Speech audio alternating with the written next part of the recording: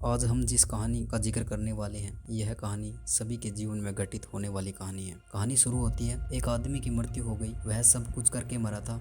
मरने से पहले उसने सभी चीजों का भोग किया था। उसने बड़ा से बड़ा पद पाया, सुंदर स्त्रियां आदि सभी प्रकार का भोग उसने किया था। मरने के बाद जब उसे परमात्मा के सामने लाया गया, तब परमात्मा ने कहा कि तुमने बहुत पाप किए हैं। उस आदमी ने कहा कि मैं जो करना चाहता था वो सब कुछ मैंने किया। मैं किसी के प्रति उत्तरदायी नहीं हूँ और जो कुछ भी मैंने किया उसके लिए मुझे जरा सा भी अफसोस नहीं है। पैसा कमाने के लिए मैंने बुरे से बुरे कार्य किए, ऊंचा पद सम्मान पाने के लिए मैंने सभी हदों को पार किया, लेकिन इसके लिए मुझे जरा सा भी अफसोस नहीं है। उसकी ये बातें सुन परमात्मा भी हैरान हो गया, क्योंकि यह नए ढंग का आदमी था। परमात्मा ने कहा कि तुम्हारी इन कार्यों के लिए मैं तुम्हें नरक भी भेज सकता हूँ। उस आदमी ने कहा कि जीवन में मैंने नरक के सिवा कुछ नहीं जाना। उसकी बातें सुन करके परमात्मा भी हैरान हो गया। परमात्मा ने कहा कि ऐसी बात है तो मैं तुम्हें स्वर्ग भेज दूंगा। आदमी ने कहा कि आप मुझे स्वर्ग तो भेज दोगे, पर स्वर्ग में मिलने वाले सुख की मैं कल्पना नहीं कर सकता। मैं तो उस स्वर्ग को भी नरक बना दूंगा। यह कहानी यहीं पर अटक जाती है। यह किसी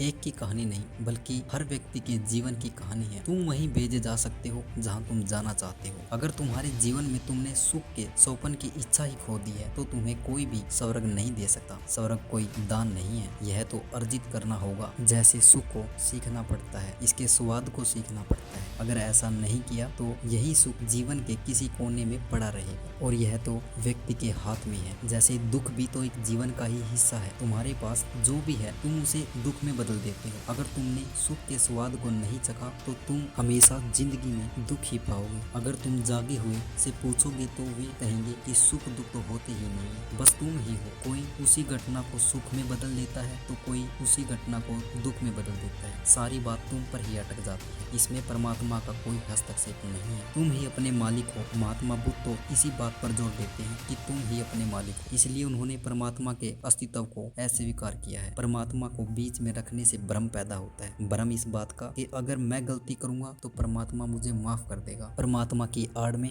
हम खुद को बदलने की कोशिश ही छोड़ देते हैं। अगर तुम परमात्मा के भ्रम से बाहर निकलकर खुद को बदलने की कोशिश करोगे और अपनी चेतना को शुद्ध कर लोगे, तो तुम्हारे अंदर का कचरा अपने आप जल करके साफ हो जाएगा, और फिर तुम पाओगे कि तुम ही परमात्मा हो।